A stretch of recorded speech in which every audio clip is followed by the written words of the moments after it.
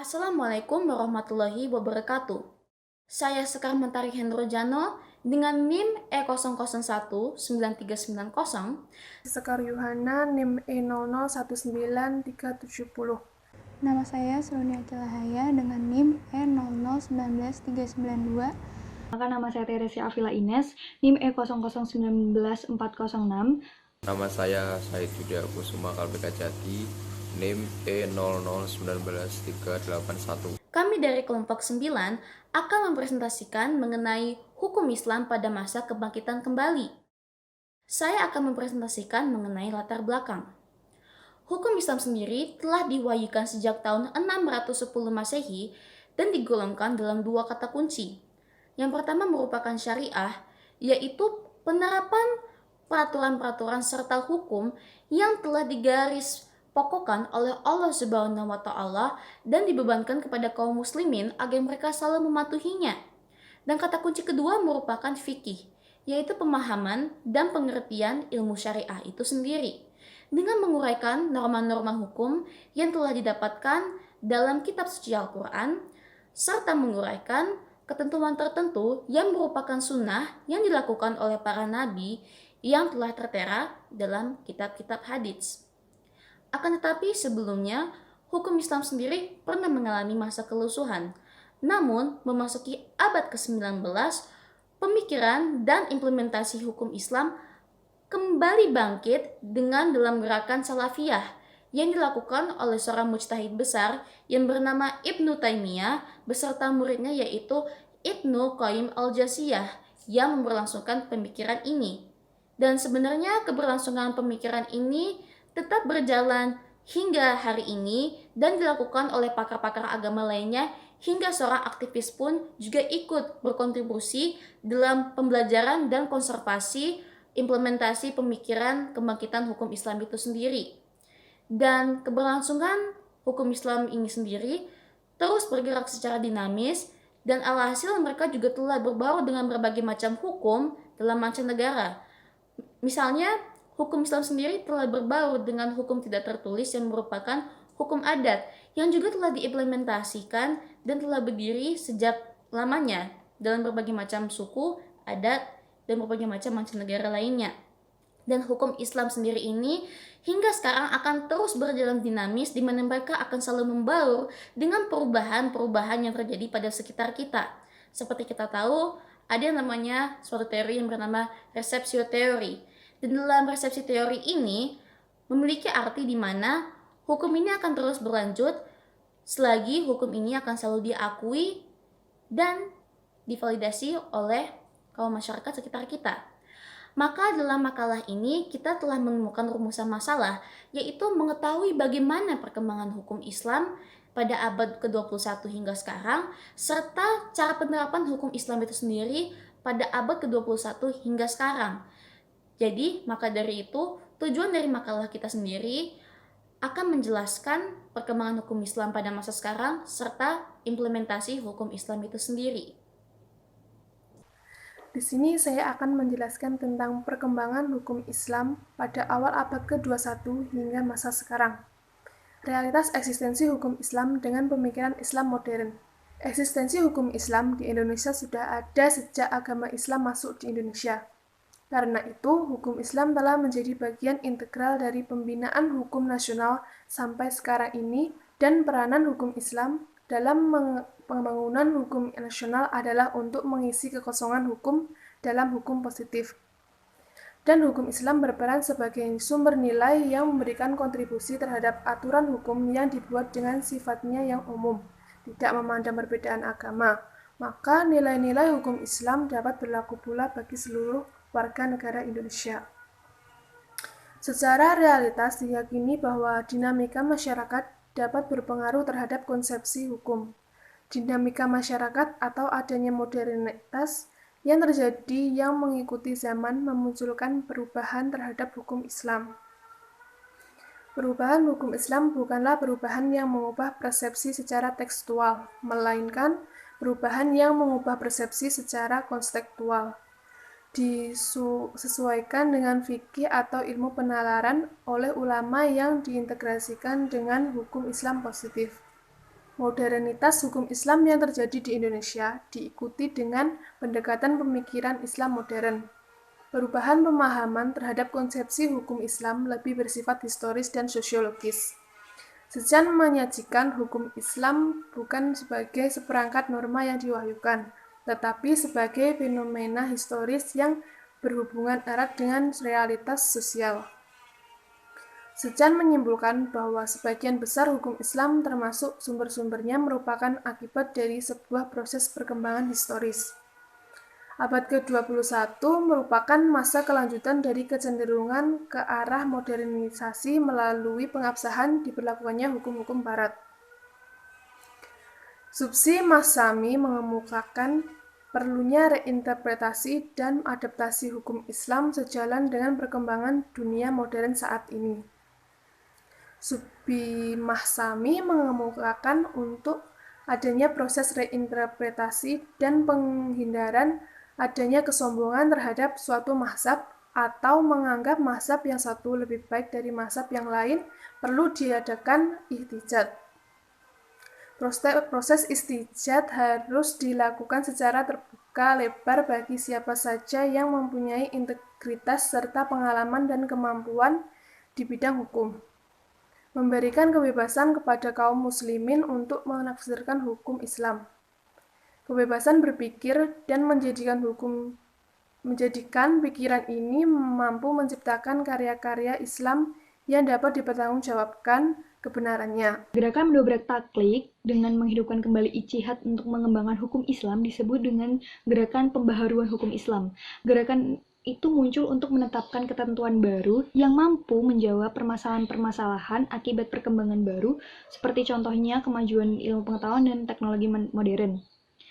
Menetapkan ketentuan hukum yang dapat menjawab permasalahan dan perkembangan baru haruslah memiliki dua unsur. Unsur yang pertama yaitu menetapkan ketentuan hukum dari suatu permasalahan yang baru. Contohnya adalah bayi tabung. Yang kedua, menetapkan dan mencari ketentuan hukum baru dari suatu masalah yang sudah memiliki ketentuan hukum. Maksud dari mencari ketentuan baru dari suatu masalah yang telah memiliki ketentuan hukum artinya bahwa ketentuan hukum tersebut sudah tidak relevan lagi dan sudah tidak dapat memberikan kemaslahatan lagi bagi masyarakat di era perkembangan zaman ini. Ketentuan hukum merupakan hasil dari para ijtihad ulama terdahulu. Sejalan dengan hal itu, untuk mendapatkan pemikiran Islam yang modern agar tetap kompatibel dengan perkembangan zaman serta hukum positif yang berlaku di Indonesia, maka harus terus dilakukan tindakan pencerdasan. Tindakan pencerdasan tersebut adalah tindakan untuk melakukan ijtihad. Umar Shihab mengemukakan beberapa metode ijtihad yang cocok dengan kondisi saat ini. Yang pertama adalah ijtihad intaki atau tarjih, di mana para mujahid sekarang dituntut untuk mengadakan suatu studi perbandingan di antara para pendapat-pendapat ahli hukum terdahulu, serta meneliti dalil-dalil yang dapat dijadikan landasan kuat. Dalam hal ini, mujtahid dewasa berhak mengimani satu mazhab, namun mazhab yang diimani harus tetap dilakukan penelitian secara komprehensif agar tetap menimbulkan landasan yang kuat. Kemudian, tolak ukur dari beberapa ijtihad intaki antara lain. Yang pertama, hendaknya pendapat itu lebih cocok dengan kondisi sekarang.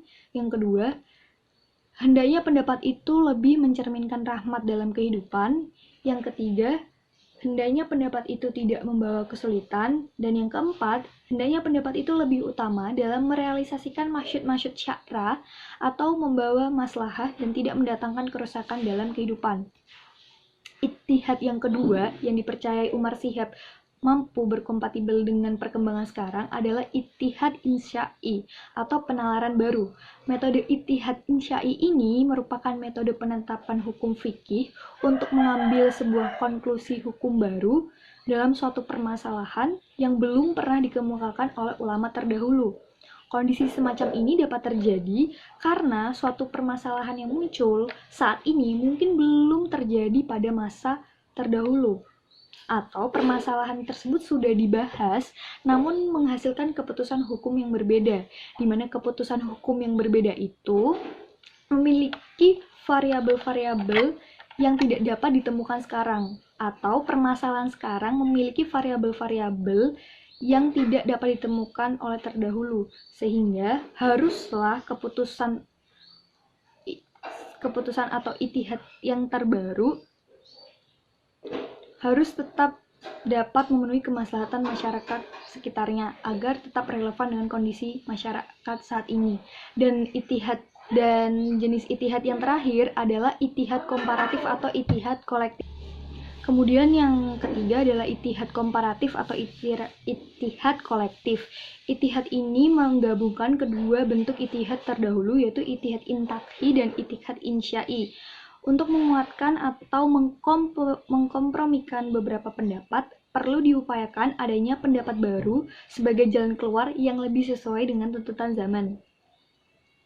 Sebagian besar peraturan hukum konkret merupakan hasil ijtihad zaman tersebut dalam rangka memenuhi kebutuhan hukum saat itu. Bila zaman telah berlalu, mungkin muncul keadaan-keadaan baru yang tidak dapat dilakukan saat ijtihad sebelumnya, sehingga maka peraturan tersebut akan kehilangan relevansinya lagi. Dalam asas hukum Islam yang kita tahu, asas hukum ini menegaskan bahwa perubahan hukum itu disebabkan akibat dua perubahan, yaitu perubahan dimensi waktu dan perubahan dimensi ruang. Perubahan peraturan hukum haruslah memenuhi 3 syarat, yaitu yang pertama, ada tuntutan untuk melakukan perubahan. Yang kedua, peraturan tersebut tidak menyangkut substansi ibadah. Atau yang ketiga, perubahan baru tersebut tertampung oleh nilai dan asas syariah lainnya. Oleh sebab itu, jenis ijtihad yang paling relevan dan kompatibel dengan perkembangan hukum Islam saat ini yang bisa disesuaikan dengan hukum positif di Indonesia atau HKI adalah jenis ijtihad kolektif atau ijtihad komparatif. Saya akan memaparkan tentang penerapan hukum Islam pada abad ke-21 atau setelah kebangkitan kembali. Salah satu ciri adanya perkembangan hukum Islam pada masa setelah kebangkitan kembali adalah dengan penerapan hukum Islam itu sendiri di berbagai negara. Dalam bidang pendidikan contohnya, di berbagai fakultas hukum sekarang diadakan mata kuliah baru, yaitu perbandingan mazhab, di mana mata kuliah tersebut mempelajari keempat mazhab di dunia. Bahkan diajarkan juga aliran hukum yang ada dalam golongan Syiah. Di Indonesia sendiri, hukum Islam menjadi mata kuliah wajib di setiap fakultas hukum. Selain dari sisi pembelajaran mata kuliah, beberapa negara juga mengimplementasikan hukum Islam dalam peraturan perundang-undangan. Hukum Islam dalam bentuk perundang-undangan tidak terlepas dari pengaruh penjajahan yang terjadi di suatu negara Islam. Setelah penjajahan, berbagai upaya dilakukan negara-negara Muslim tersebut untuk melegalisasi hukum Islam sebagai undang-undang negara. Semula, hukum Islam secara tradisional berpedoman kepada kitab fikih dan mazhab. Kemudian, oleh pakar hukum Islam modern, menengahi perbedaan pendapat dalam fikih, disatukan kodifikasi hukum Islam sebagai hukum positif yang berlaku di negara tersebut. Sebagai contoh, dalam penerapan hukum Islam dalam perundang-undangan, terdapat pada salah satu negara Arab, yaitu Aljazair. Aljazair sendiri mengadopsi dari fikih Maliki yang merupakan mazhab terbesar penganutnya di negara ini. Legalisasi hukum Islam yang terakomodasi di Aljazair dibagi menjadi 3, yaitu yang pertama, Ordonasi Perkawinan tahun 1959, di mana mengatur tentang hukum keluarga yang berkaitan dengan perkawinan yang sesuai konsep hukum perkawinan Islam. Yang kedua, hukum ordonasi perkawinan yang sudah diamandemen tahun 1963, yang mana berlaku dengan berbagai penyesuaian sesuai dengan kebutuhan hukum yang berkembang di masyarakat. Yang ketiga, Kitab Undang-Undang Hukum Keluarga tahun 1984, yang mana mengatur lebih luar dari ordonasi perkawinan, sudah mencakup juga tentang kewarisan dan hal-hal yang lain terkait dengan hukum keluarga lainnya. Kemudian di sini akan saya sampaikan kesimpulan dari presentasi kami. Hukum Islam telah sedianya eksis di Indonesia sejak agama Islam masuk ke negeri ini. Oleh karena itu, hukum Islam telah menjadi bagian integral dari pembinaan hukum nasional sampai sekarang. Secara realitas, diyakini bahwa dinamika masyarakat dapat mempengaruhi konsepsi hukum. dinamika masyarakat, atau adanya modernitas yang terjadi dalam perkembangan zaman memunculkan perubahan terhadap hukum Islam. Pada abad ke-21 ini terjadi masa kelanjutan atau masa modernisasi. Di abad ini banyak terjadi pengabsahan terhadap pemberlakuan hukum barat, di mana Subhi Masami mengemukakan bahwa perlu adanya reinterpretasi dan adanya adaptasi untuk hukum Islam sendiri yang sejalan dengan perkembangan dunia modern saat ini. Oleh karena itu, diperlukan proses ijtihad sehingga dapat memberikan kebebasan kepada kaum muslimin untuk menafsirkan hukum Islam dan menghentikan sifat taklid yang sebelumnya membayangi kaum muslimin. Bentuk gerakan mendobrak taklid adalah dengan menghidupkan kembali ijtihad dengan tujuan untuk mengembangkan hukum Islam yang disebut gerakan pembaruan hukum Islam. Sebab gerakan itu muncul untuk menetapkan ketentuan hukum yang mampu menjawab permasalahan dan perkembangan baru yang ditimbulkan oleh kemajuan ilmu pengetahuan dan teknologi modern. Umar Syihab mengemukakan bahwa metode ijtihad yang cocok dan relevan untuk kondisi saat ini ke dalam 3 bentuk ijtihad. Yang pertama adalah ijtihad inqai, yang kedua ijtihad insya'i, dan yang ketiga adalah ijtihad komparatif. Kemudian, dalam aktualisasi penerapannya, nilai-nilai hukum Islam tidak hanya terbatas pada hukum perdata saja, melainkan juga ke bidang hukum lain, seperti hukum pidana, hukum tata negara, hukum administrasi negara, hukum dagang, dan lain sebagainya. Dengan demikian, hukum Islam akan benar-benar dapat berperan sebagai sumber hukum nasional, termasuk di Indonesia, sebagaimana terdapat dalam Pancasila dan UUD 1945, di mana nilai-nilai hukum Islam tercermin di dalamnya. Sebagai hukum yang bersumber dari agama, hukum Islam mempunyai karakter yang universal dan fleksibel, serta memiliki dinamika yang sangat tinggi disebabkan oleh faktor konsistensinya dan sifat transformasinya. Karena adanya sifat yang universal dan fleksibel itu, menyebabkan hukum Islam dapat diformulasikan ke dalam berbagai jenis perundang-undangan di Indonesia. Beberapa contoh formulasi tersebut antara lain Undang-Undang Perkawinan, Undang-Undang Peradilan Agama, Kompilasi Hukum Islam, Perumusan Undang-Undang Peradilan Anak, Undang-Undang Penyelenggara Ibadah Haji, dan Undang-Undang Pengelola Zakat. Pemberlakuan hukum Islam dalam bentuk perundang-undangan tidak terlepas dari pengaruh penjajahan yang terjadi di suatu negara Islam. Setelah adanya penjajahan, berbagai upaya dilakukan oleh negara-negara muslim untuk melegalisasi hukum Islam sebagai undang-undang negara. Semula, hukum Islam secara tradisional berpedoman pada kitab fikih dan mazhab, kemudian disatukan dalam bentuk kodifikasi hukum Islam sebagai hukum positif yang berlaku di negara tersebut. Sebagai contoh dalam penerapan hukum Islam dalam perundang-undangan, terdapat pada salah satu negara di Jazirah Arab, tepatnya di benua Afrika, yaitu negara Aljazair. Aljazair sendiri mengadopsi fikih dari mazhab Maliki yang merupakan mazhab dengan pengaruh terbesar di negaranya. Kemudian saya akan menyampaikan sedikit saran untuk menutup prestasi pada kali ini, bahwa seiring dengan perkembangan pemikiran umat manusia, kondisi sosial dan keadaan masyarakat akan terkena dampaknya, yang dimana akan menyebabkan terjadinya modernisasi di berbagai bidang kehidupan. Oleh karena itu, akan muncul permasalahan-permasalahan baru. Nah, dengan memperhatikan sifatnya yang universal dan fleksibel, hukum Islam sangat dipercaya dapat menjawab berbagai permasalahan ini. Nah, di sini kami menyarankan bahwa dalam menjawab permasalahan ini diperlukan kerjasama dari berbagai elemen seperti ormas, umat muslim, atau mazhab-mazhab dalam hukum Islam yang mungkin berbeda pandangan. Hal ini demi terselesainya permasalahan dengan keadaan sedamai mungkin. Demikian prestasi yang dapat kami sampaikan.